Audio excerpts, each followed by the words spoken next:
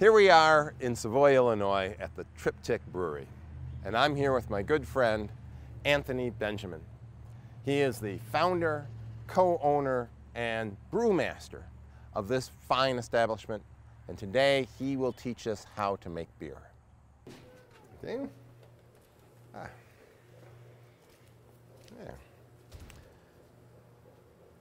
Wow, this is pretty cool. You've got all the different steps needed to make beer. So, Anthony, could you tell us what is all this stuff? Sure. This is malted barley. This is the basic building block of beer. Malted barley is a seed of grain, different kinds of grains. 6-row, 2-row barley, sometimes wheat. And this grain has been malted.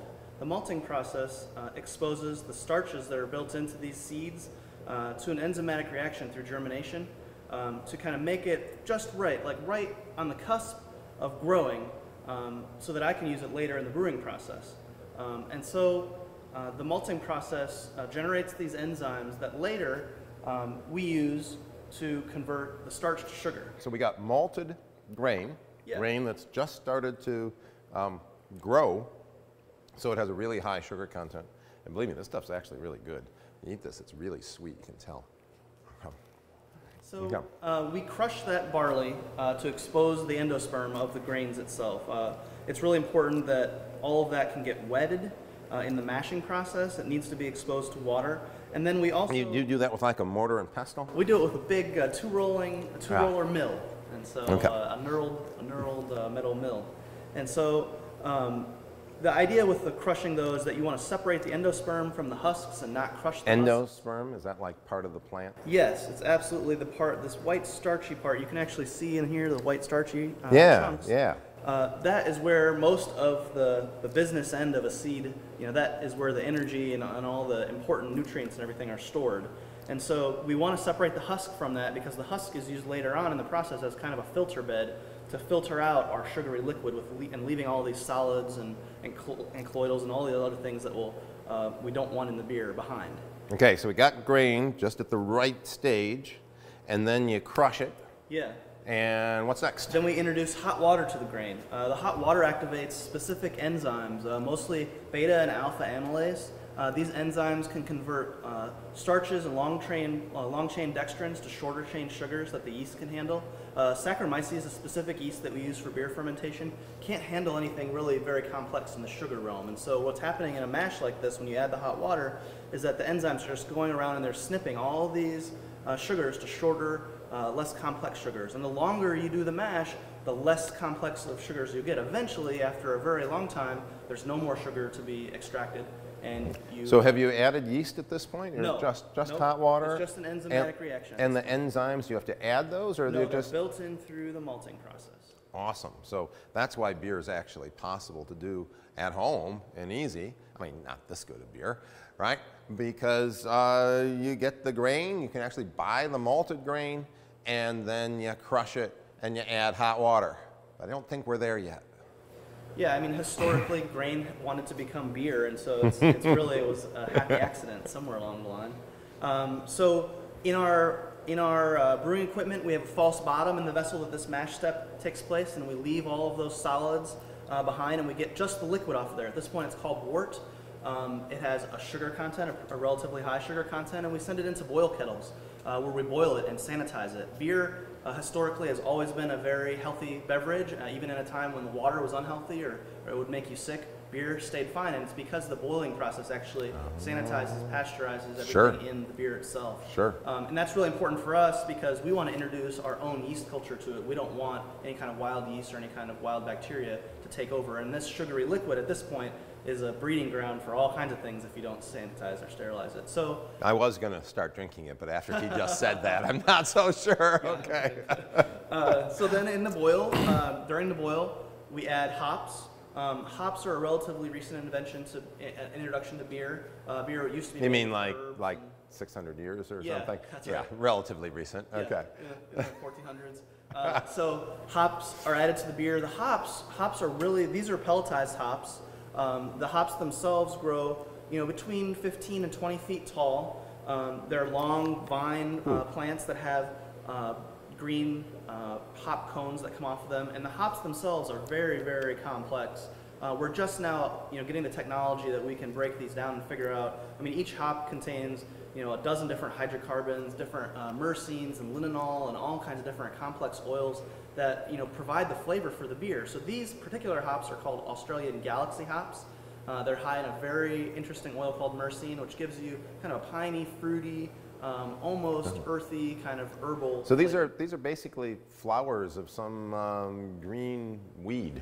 Yeah, okay. Yeah, and it was kind of an accident, another one of those happy accidents where one day in the dark ages someone stumbles upon them and falls into their malting, their grain that's spoiled because it got wet. That's right. And the weeds blow in, and all of a sudden, man, we got beer. That's right. Okay. And so there's other interesting properties of these, but the most important thing to realize is that the boiling temperature of the wort actually converts some of the oils that are in this hop to a bitterness compound that humans can detect. And so that process is called isomerization. The alpha acids in the hops exposed to boiling wort then kind of convert and flip over into something that's a little bit different chemically, but you perceive it on the back of your palate as bitterness. And so the longer you boil these hops, the more bitterness you get in the beer. And by bitterness is a good thing. It's really the kind of thing that gives beer a bite, right? That's right. And and beer is unique unique in most alcohol beverages where you're looking for that bitterness, and your palate, the human palate, bitter is a specific perception, right among sweet and salty and all that. So, man, I'll tell you, if you just eat a whole one of those hot pellets full, it's you definitely got the bitter. I'll tell you that much. Oh. So after the boil is all done, the wort needs to be cooled. We're going to introduce a yeast culture to the wort, and so we have to cool it back down because otherwise the yeast would die immediately in a hot culture. So we cool the wort down, and then we introduce yeast, and this is actually a fermenting sample right here with yeast. You can tell this is so white. It's not, it's not a clear beer. It's so white with all yeast that's in it. And so we introduce the yeast to the beer, and every different beer has a different kind of yeast and has a different kind of temperature profile. The beer fermentation itself, the flavors and everything that you get from the fermentation carry over, and the yeast themselves are busy not only converting the sugar to ethanol and CO2, but also generating a myriad of complex different flavor compounds. Acetaldehyde, diacetyl, different fruity esters and things that people perceive in the beer that kind of combine with the hops and then the barley to make the end product. And so beer, is very much a product of the yeast. Without this yeast, you would just have a sugary, bready liquid that didn't do anything. So with some weeds in it. With some weeds in it, that's right. So after the fermentation is complete, the yeast will go through a process called flocculation. They'll secrete an enzyme that gets all the other yeast to kind of come back together again, and using Stokes' law, essentially, larger particles fall faster, so they clump all together and fall out, and eventually. And they're triggered by that because the alcohol gets up to a certain point, and they basically are dying in their own waste product. So they go into hibernation.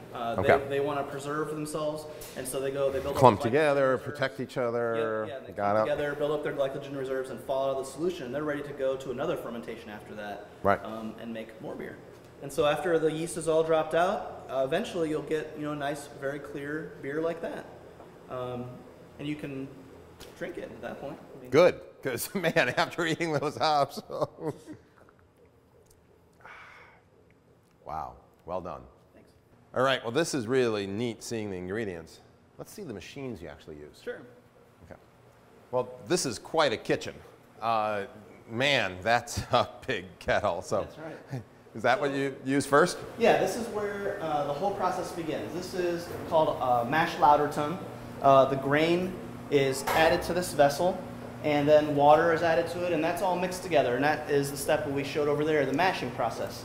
This is called a false bottom, and it sits in the bottom of the vessel, and separates out the grain and the solids from the liquid. So we drain the liquid out of these valves and collect it into these kettles.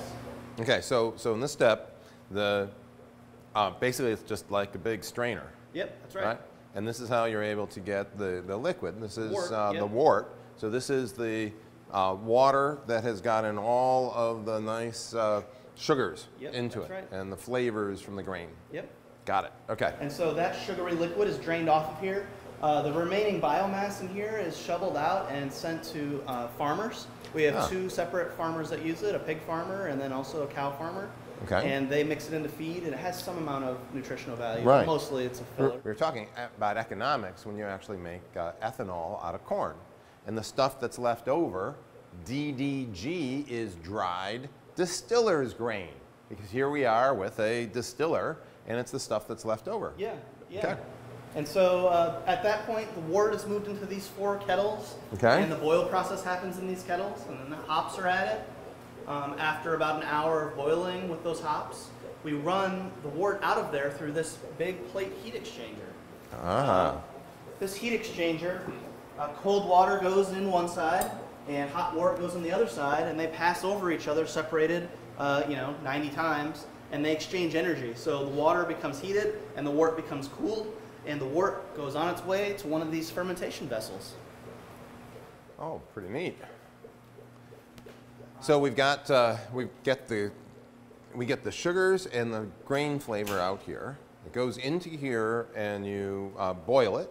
That's right. Then you add your hops. That's right. And do you add the yeast yet? Nope, we No, cool not it yet. down. Cool it. Oh, right, because you don't want to kill the yeast right. before you get it to do its thing. That's right. All right, and now you throw it into one of these. Send it to one of these fermentation vessels. And you'll notice all these fermentation vessels have kind of a bump out on them. That's a jacket that circulates a mixture of glycol and water.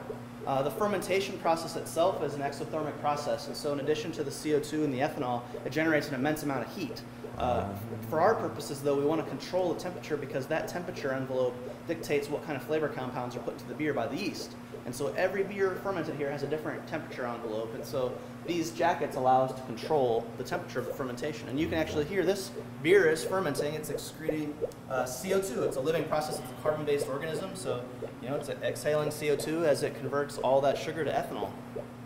So I've done this at home, and you take your kitchen pot and you make this, and then you boil it. That's pretty good. And then you got to somehow cool it, right? Yeah, but you just sort of leave it sit around, right? You cool it, then you put your yeast in, and you put it usually into some like big 5-gallon plastic bottle with a bubbler on it, and the stuff bubbles out, and you stick it downstairs, hoping you're going to keep it at the cool temperature. That's right. Okay. But in an industrial situation like this, we want to make sure we can't take any chances. One of these vessels represents, a couple thousand pints of beer, and so we want to make sure we always, take out every insurance policy we can and make sure it always turns out exactly what we're planning to make. Great. So all these vessels are conical shaped. The cone, as it stretches down, provides more surface area for the yeast to settle and do that thing that we talked about called flocculation. Then once all the yeast has settled into the cone and it kind of tumbleweeds down into the bottom, we harvest the yeast through that bottom port and reuse the yeast in subsequent fermentations. And then we rack the beer. At that point, it's called beer. We rack the beer out from that cone and from that. How long does this process take? How long does it take to ferment? It depends on the beer. Generally, the majority of the fermentation is done within 5 to 7 days. Okay. And then sometimes if it's a lager beer or if it's a hoppy beer, it has extra steps on top of that. Okay. But generally, we can turn around a beer in 12 to 14 days here, from the day that we sit and do this to the day it's coming out of the process. And unlike wine, beer is really the best when it's fresh. Absolutely. There's occasionally a style or two where it's nice to age it, but mostly you want, especially the hoppy beers, you want really good and fresh because it has that punch. So we have beer, but it's still flat at this point, right? There's no bubbles. That's right. So each of our subsequent processing tanks, refrigerated tanks, have one of these stones in it. This is a sintered stainless steel stone, and we introduce carbon dioxide through this stone at a measured rate. And so what this stone does is it increases the surface area for the gas to integrate into the liquid. So by disturbing the liquid and disturbing the surface of the liquid, that allows the CO2 that's in the top of the tank to absorb into the beer and give it that fizz and that hop. And so beer, the carbonation is a really important component of the beer. The only way the hop aromas and stuff like that can come out of the beer is through that carbonation. And it's also, it kind of provides that refreshment because it has that little bit of sting to it. The acid is, you like some bubbles, you don't like flat beverages, and the acid, right? the acid is a palate balancer essentially. Now, I recall doing that at home. Usually you don't have the fancy things and the CO2. You can also do a secondary fermentation with yeast where you'll reintroduce more fermentables and let the yeast do it naturally. But it's a little bit more of a trial and error kind of process, and we don't necessarily always have the time for that. So this gives us a measured amount. We always have a measured amount of CO2 in our beers because you can measure, if you introduce a certain amount of CO2 over a certain period of time, you get an end result that's always the same. Sure, carbonation sure. Because I know when you do it at home, you cap it and you got the beer sitting there, and then you hear the boom, bing, right, and the bottles start blowing up. That's what gave rise to the myth that home brewers were making explosions. Because those bottles exploded. Usually your wife just gets real mad at you, and then you have to really clean up the basement because you've got sticky beer with glass fragments. That's right. Yeah, I like that technique better. Yeah, it's a little more consistent. Wow, look at all the beer. So after the fermentation is completed, the beer is moved into this room, into these two big tanks. This is where the carbonation process happens. And then we also measure how much beer we got from the process so that we can pay our taxes. Yes. So it's cold in here. What's the temperature? We keep this at about 37, between 34 and 37 degrees. Fahrenheit. Fahrenheit. That's correct. Yeah, but just a little above freezing here, about 4 or 5 centigrade. That's right, and that's really important. The beer ages with heat, and if you expose the beer to heat and oxygen, it ages the beer prematurely. And so by keeping it very cold and under CO2, we can keep the beer very fresh for a very long time. So after we've carbonated the beer, we move the beer from these vessels into these smaller vessels, and this is how we serve the beer here in the pub. And then we also put some of the beer into these stainless steel kegs, and these kegs go out to bars and restaurants that serve our beer. Yes. This is what you really want. So let me go back to the tax thing, because economics is always an important aspect. I certainly know that if you then took the fermented grain and distilled it into liquor, the taxes are huge. Right. What are the taxes like on beer? Right now, for a small brewer like us, we pay about $7 per barrel to the federal government. A barrel is 31 gallons of beer, which is approximately 125 liters, give or take. So only $7 on 125. Well, only. But well, I mean, considering that for the same amount, the water that goes into that beer costs, substantially less than that for the most part. So, but yeah, $7 to the federal government, and then about the same when it's all said and done to the state government. They have a different unit of measure for their taxes, but it's about the same. But compared to what you would sell the beer for, yeah, it's a minor amount. I mean, the sales tax ends up being more than the excise tax. Whereas for distillation, it's significantly larger. Exactly. For liquor, it's probably half the price. That's I don't know if we want to talk about that. It's a culture thing. It's supposed to discourage you from consuming hard liquor. Right. I mean, but yeah, I know that works so well. Yeah, absolutely. So the English system of measurements, which of course is now America is the only place that uses it practically, is kind of crazy. We've talked about barrels of oil. They're 42 gallons. But barrels of beer are 31 gallons. And half barrels, which most people just call a keg, is 15 and a half gallons. That's right. And remember, a gallon is 3.8 liters. So I've seen all these barrels around here. And by the way, I think these are the 55-gallon variety of a barrel. That's right. These are all barrels that we've sourced from distillers. And so these top 4 are bourbon barrels. These bottom 2 are Caribbean rum barrels.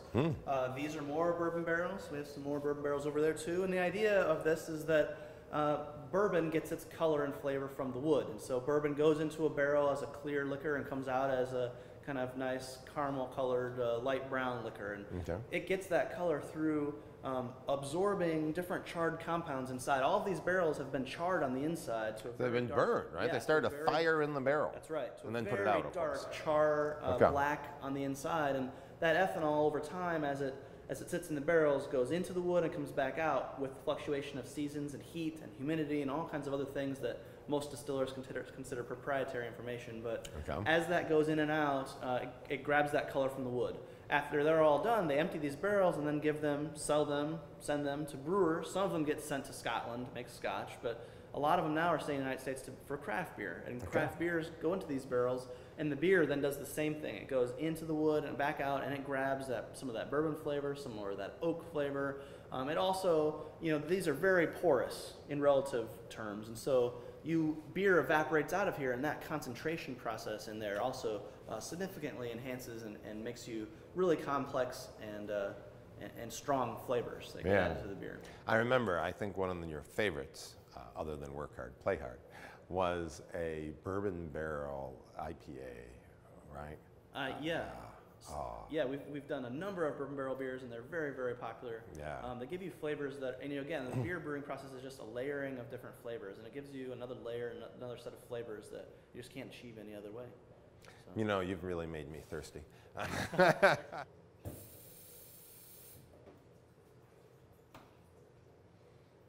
Hey, thank you very much for showing us how to make beer today. It's delicious. It's actually possible to do at home. That's right. And that's how things work. Cheers. Cheers. Oh, that is really good.